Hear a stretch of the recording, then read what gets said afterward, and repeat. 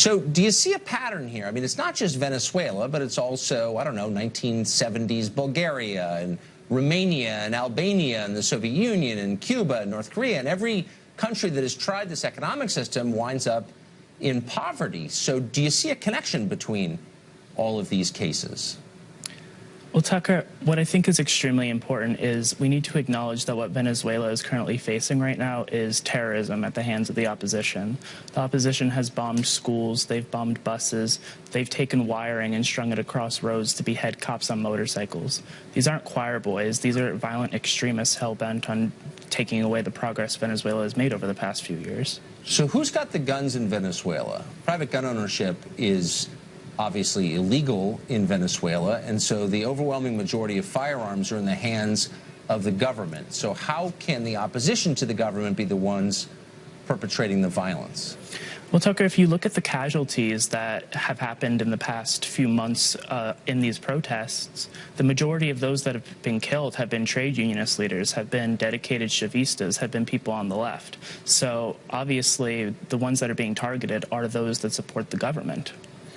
Dakota, I don't want to rock your world, but I think reliable statistics probably pretty hard to come by under the Maduro government, I would say, which controls, of course, all the statistics coming out of Venezuela. But the bottom line is the country has had a socialist government for over 10 years.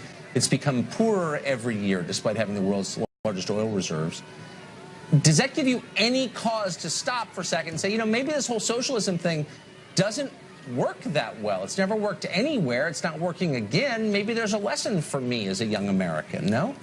Well, Tucker, everyone in Venezuela, including the president, Nicolas Maduro, acknowledges that reforms are needed in things like food distribution and elsewhere. But very few, if anyone, in Venezuela want to go back to the pre-Chavez years of unbridled capitalism. So much so that the leader of the opposition, Enrique Capriles, calls himself a socialist. Presumably he means something different by that. Is your Spanish pretty good? I mean, do you have a pretty good handle on popular opinion in Venezuela? How would you know what the majority of people in Venezuela want? Well, I mean, all you have to do is look at the astounding amount of elections that have been held over the past few years, ever since the early 2000s when Chavez came in. People have come out time and time again to vote for the United Socialist Party, to vote for constitutional referendums, and to vote for Hugo Chavez and Nicolas Maduro in elections that have been certified by international observers like the Carter Center. So you really think that the government of Venezuela is on the level, that it is a purely democratic government, that it's basically successful economically? How can you think that? I mean, have you spent a lot of time there? Have you talked to a lot of people about it? I mean, like, what gives you that idea?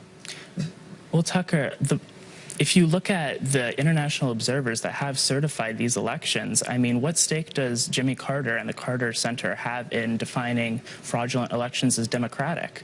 I mean, I think most people, if you look at the violence that has happened after these elections, every time the government has won an election, there's been mass violence, yet the one time the opposition won in December, there was no violence. And plus, at the end of the day, what stake do American working families have in the United States meddling in internal affairs in Venezuela? Well, I don't think it's a question of the United States meddling in internal affairs in Venezuela. It's just that it's a total disaster. Like, they don't have toilet paper in parts of the country. People are starving in what was pretty recently in my lifetime, I visited it as a kid, a rich country, a country making progress toward first world status, and now it's a disaster with one of the highest crime rates in the world. Like, the Chavez and Maduro people did that. Why not just say that out loud? Why make excuses for them? Well, again, like I said, everyone in the government acknowledges that things like crime are too high and reforms are needed. That was something that was mentioned by Chavez before he died and is still mentioned by Nicolas Maduro. But in terms of economics, the sanctions that the United States has put on Venezuela and the hoarding done by multinational corporations in Venezuela certainly doesn't help the situation. Okay, but that's not the real problem. I mean, look, the Supreme Court shut down the Congress in Venezuela. If you believe in democracy and you think people ought to have some say in their government, if the government's shutting down the Congress, I mean, that's authoritarian. And again, as an American, why would you make excuses for that? I mean, there's no like, you're not Venezuelan. You don't have to pretend that this is going well. It's a total disaster. Why not just say so? Well, Tucker, I mean, if you look at the accusations that were leveled against the National Assembly, they were legitimate accusations. People believed that certain members of the National Assembly had been illegally inaugurated, and that's why the Supreme Court struck it down, which was then rescinded just a few days later. So, I mean, it's not like there aren't checks and balances. You're so young. It's not like there's not a process. Feel bad. It's just, you know, people, I guess, in college believe anything, but it just seems like, of all the things that we debate, whether or not Venezuela is a success does seem to have moved into the beyond debate category. It's like a total disaster.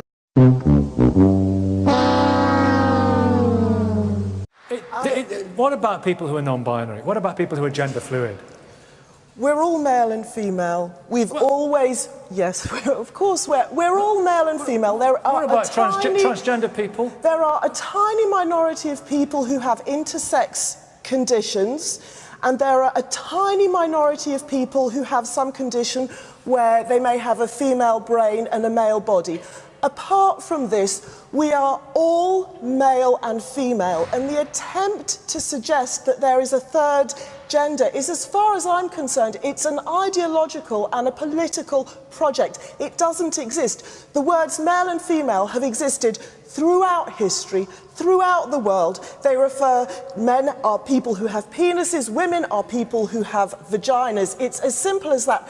I would absolutely refuse to refer to this woman here, who's clearly a woman, as a they, because for me that would be imposing an ideological political system. Because she is. If everybody watching this programme can see that she is a woman. And that is imposing. That's your problem. I think that's actually your imposing. problem. You're imposing. No, you are asking me to engage in an ideological political system which I disagree with. I believe we are all male and female. And I what they should be called is imposing an ideological system. No, I really want to come back and address just some of the scientific inaccuracies of your statement. It just is not true to say that on a biological level we are only male or female. Being intersex, which is a combination of 32 different ways your chromosomes can combine, is as common as being red-haired. But that's biological. Gender is socially constructed and performed and is separate to your body. It may align. You may have a female assigned or perceived body and be female, but you may not. I do not present in a masculine or androgynous way because I question the idea that to be non-binary, I have to masculinize my appearance. By you saying that you refuse to use my pronouns or refer to me as the gender that I am is one of the grossest acts of disrespect that I'm forced to endure on a daily basis. You clearly have no empathy or no respect for people like me or the wider trans community, and that immediately diminishes my respect for you as an individual. Your respect for me is already diminished if you insist that I ascribe to some ideology of third gender, which I do not agree with. If this he and she is socially constructed, how come everybody watching this, everybody in the audience, can basically identify male and female just by looking? Occasionally there are people who are more difficult to identify and we try to be tactful, but it's not just socially ascribed, it relates to a physical reality reflected in our voices, our appearances, in all kinds of ways. Isn't it part of our history, though? It's part of our history. This statue has been here for 150 years, and many of the locals I've talked to say they want to keep it here. I've lived here my entire life, and I'm not happy. For 150 years, it's been a blight on this city, and I'm happy to see it go. Well, it's a symbol of oppression. There's also people. I've had many Black Americans say they have no problem. They're defending the statue here.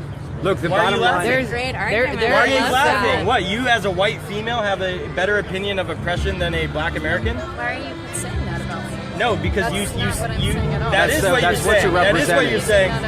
That is what you're saying. Because I talked to one Black person. No, not one. So several. Speak for everybody. Well, you don't speak for everybody. You don't. No, I'm speaking my own opinion. And you're allowed to have your own opinion. I said that I'm happy to see it go.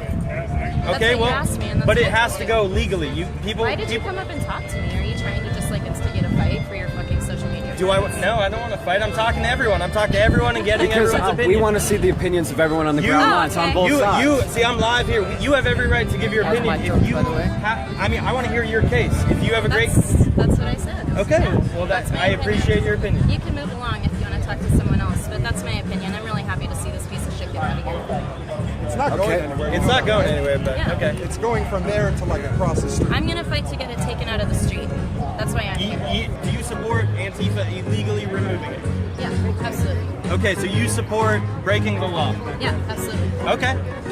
So, Ladies and gentlemen, where do we you draw have the line of someone breaking who wants to break the law. we are not in Open a colonial fucking times textbook, anymore. you piece of shit. Oh, What okay. are you talking Okay. The about? bottom line is that we're a country of laws, and we need to ensure that laws are being protected. You can't just decide that you don't like something so that you're going to take it down and break the law. I think you should open a textbook. Learn about freedom of speech. Learn about freedom. Learn about freedom. Yeah, I'm we have. exercising my freedom by being here. Yeah, but you're calling I us love pieces freedom. of. No, you're calling for illegal activity, and you're calling us pieces of shit. You're advocating for the breaking of the law because you think it's right. You do not represent the interests of the American people, and you can't just decide You'd be what laws surprised. you want to enact. No, You'd be surprised a lot by of the you guys interests of are the American left-wing people. militant triggered? activists. Are you triggered You today seem by triggered. Am I triggered? Do you get triggered by this statue? No, I don't get triggered. Well, you don't get triggered? I'm Okay. not a black person. I haven't been subjugated by white people throughout my history. Subjugated by white people. Are you white? Are you a white person? Yeah, I am white. So Okay.